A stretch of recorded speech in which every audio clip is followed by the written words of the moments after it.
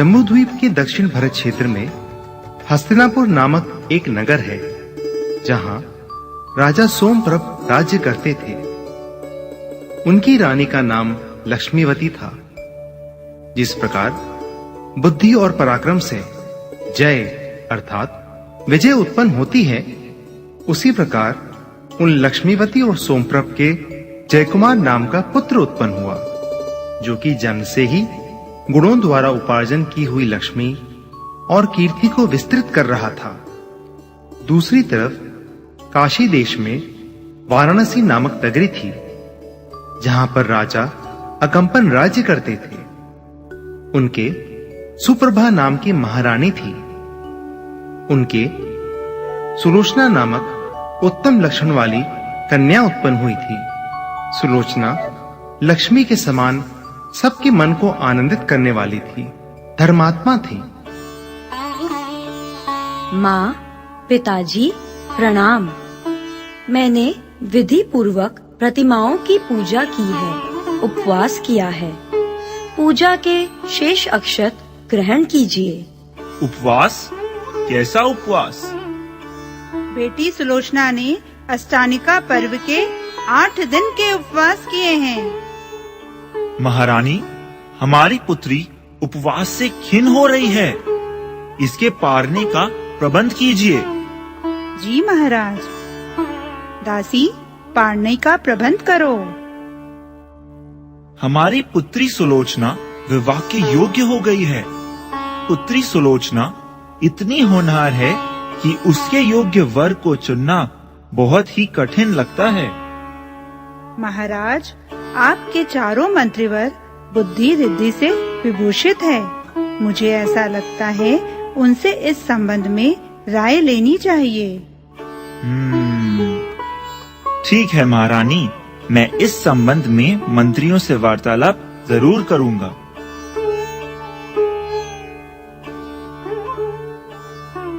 राजा ने अपने चारों मंत्री शुतार्थ, सिद्धार्थ, सर्वार्थ और सुमति को विचार विमर्श के लिए बुलाया।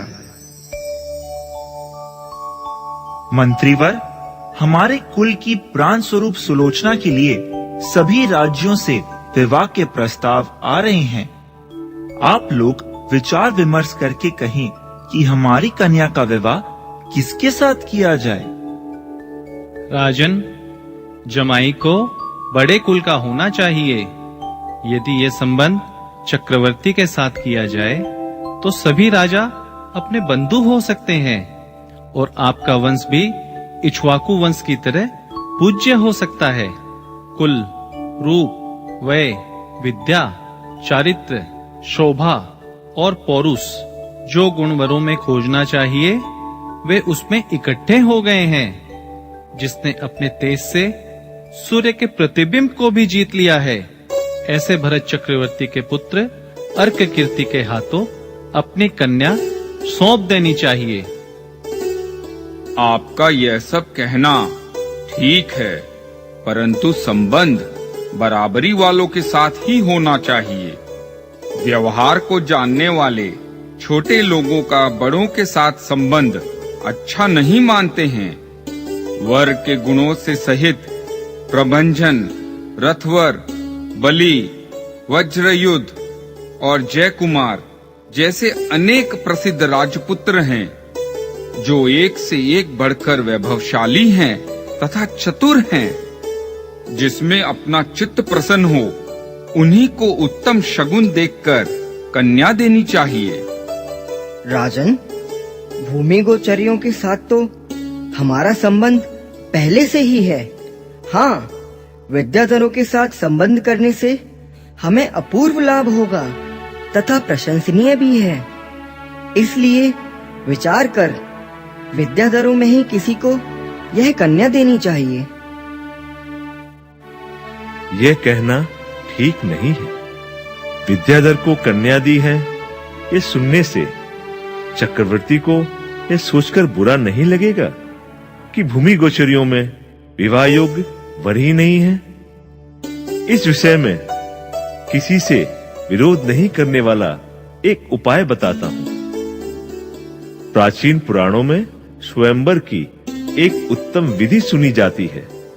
यदि इस समय सर्वप्रथम अकम्पन महाराज के द्वारा उस विधि का प्रारंभ किया जाए तो भगवान ऋषभ देव और उनके पुत्र सम्राट भरत के समान संसार में इसकी प्रसिद्धि भी युग के अंत तक रहेगी। यह कन्या स्वयंवर में जिसे स्वीकार करेगी ऐसे किसी पुण्यशाली राजकुमार को देनी चाहिए। इस तरह सुमति नामक मंत्री को राजा के साथ साथ सबने स्वीकृति दी। राजा ने अपने परिवार वालों को स्वयंवर के बारे में बताया और राजा अकम्पन ने सब राजाओं को स्वयंवर का प्रयोजन बताकर भूपालों को बुलाने के लिए सभी दिशाओं में अपने दूत भेजे। अवधि ज्ञान के धारी विचित्रागंध नामक देव तथा अनेक विद्याधर भी स्वयंवर में सम्मिलित हुए। ये विद्यार्थ के दक्षिण तथा उत्तर श्रेणी के राजा नभि और विनभि के पुत्र हैं। ये लक्ष्मी के स्वामी सुनमी है और यह सुविनमी है। ये भरत चक्रवर्ती के पुत्र अर्क कीर्ति है जो सूर्य के समान तेजस्वी है। ये श्रीमान जय कुमार है। यह महाराज सोमप्रभ के पुत्र हैं। कामदेव के समान इनका यह रूप अवर्णनीय है। इन्होंने उत्तर भरत क्षेत्र में मेघ कुमार नामक देव को जीतकर बादलों की गर्जना को जीतने वाला सिंहनाद किया था।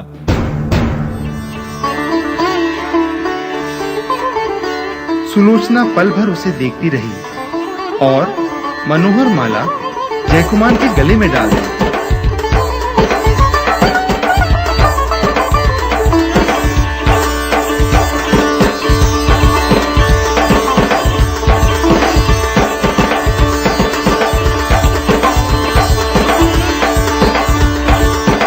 एक दिन जयकुमार और उसकी स्त्री सुलोचना विद्याधर और विद्याधरी को विमान में बैठकर जाते देखते हैं। तभी उन्हें अपना पूर्व भव स्मरण हो आया और उन्हें लगा कि उनका इसी जन्म का साथ नहीं है, बल्कि पूर्व पर्यायों में भी वे पति पत्नी रह चुके हैं और पूर्व में जो विद्याएं साधी थी वे विद्याएं फिर से प्रकट हुई।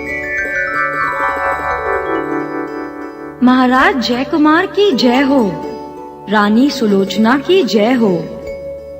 पूर्व जन्म में जो आपने विद्याएं साधी थी उसके कारण मैं आपके वश में हो गई हूँ। आप जो आज्ञा दें मैं वही करूँगी। हमें कैलाशगिरी की वंदना को जाना है। तथास्तु, आपको विद्या सिद्ध हो चुकी है। आप जहाँ चाहें वहाँ जा सकते हैं। इस तरह जयकुमार एवं सुलोचना कैलाशगिरी की वंदना को चले गए।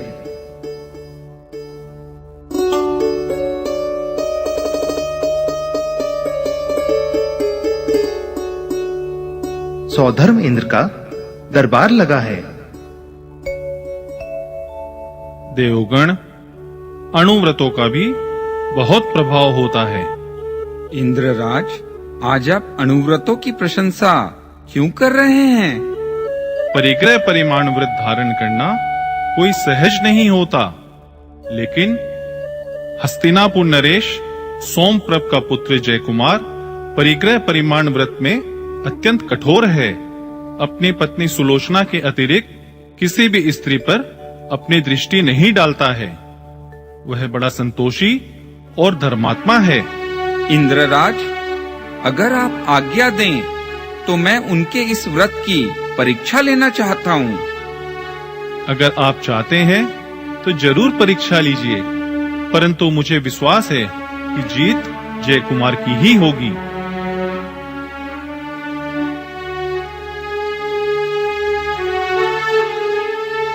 रतिप्रभ नामक देव स्त्री का रूप बनाकर साथ में 4 दिव्यांगनाएं लेकर जयकुमार के पास पहुंचे।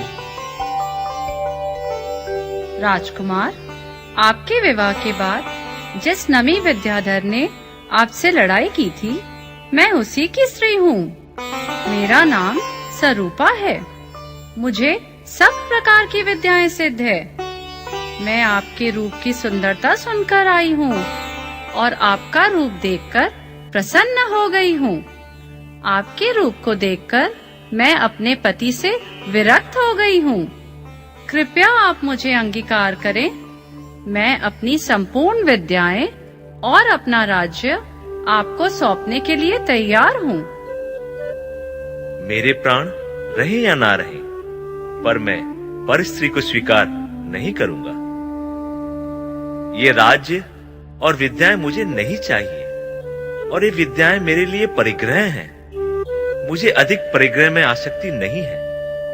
यदि जीवन में धर्म है तो बाहरी संपदा से क्या प्रयोजन सिद्ध होता है? राजकुमार, हमारा जीवन अच्छी तरह चले, इसके लिए राज्य और विद्याओं की जरूरत पड़ती है। कई राजाओं ने तो राज्य पाने के लिए युद्ध तक किया है। मैं तो आपको राज्य और विद्याएं ऐसे ही समर्पित कर रही हूँ। जड़ तत्व की सुरक्षा के लिए जो व्यक्ति मूल्यवान चेतन धन का उपयोग करता हो, वह पैर धोने के लिए अमृत कलश ढोलता है और राख को पाने के लिए चंदन की लकड़ी जलाता है। चलो ठीक है, आपको विद्याओं से और राज्य से कोई सरोकार नहीं, पर मेरे रूप को एक बार देखो तो सही। एक बार मुझे स्वीकार कर लो। जिस तरह राज संपदाएं परिग्रह हैं, उसी तरह स्त्रियां भी परिग्रह की कोटि में आती हैं। मैंने परिग्रह परिमाण अरुबत को धारा है। स्वयं के लिए मैंने एक स्त्री का परिग्रह प्रमाणित किया है। अतः हे देवी, मैं तुम्हें स्वीकार नहीं कर सकता।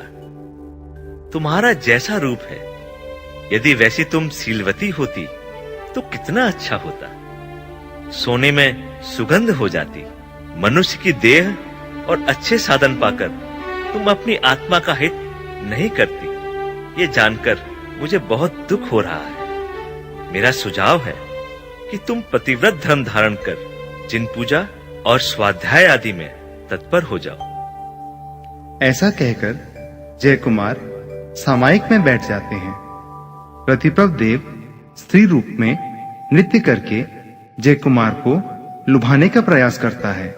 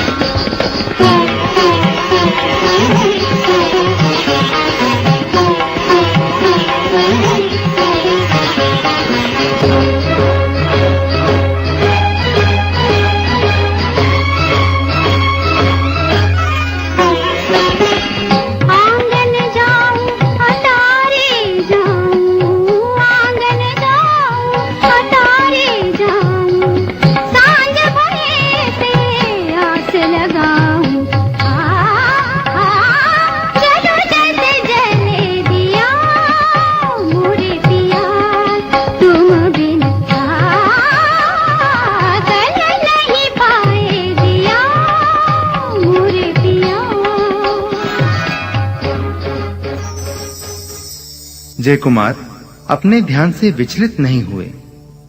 प्रतिप्रभ देव ने अपनी माया समेटी और अपने असली रूप में आ गए। जयकुमार, तुम धन्य हो। तुम्हारा संतोष और मन की स्थिरता देखकर मैं बहुत प्रसन्न हूँ। मैं स्त्री नहीं, स्वर्ग का देव हूँ। मेरा नाम रतिप्रभ है। स्वर्ग में इंद्रराज ने आपकी महिमा गाई थी। मैं परीक्षा लेने आ गया। पर जैसी महिमा इंद्रराज ने गाई थी, मैंने तुम्हें वैसा ही पाया है। परिग्रह परिमाण व्रत में सदा तुम्हारा नाम अमर रहेगा। तुम हमेशा जयवंत रहोगे।